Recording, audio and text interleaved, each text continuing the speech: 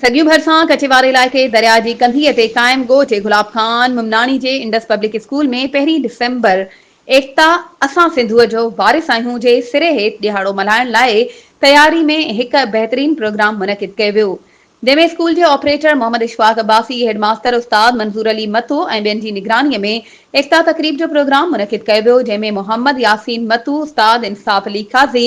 उस्ताद अली हसन मशहूरे ऐं ॿियनि शिरकत कई दिन ते सकाफ़ती प्रोग्राम में ख़ुसूसी शिरकत कंदड़ महिमाननि में सैयद मोहसिन अली शाह सैयद बाकिर अली शाह अलमदीना स्कूल जे headmaster Ghaus Bakhsh Sheikh Shahnawaz Khan elementary public head school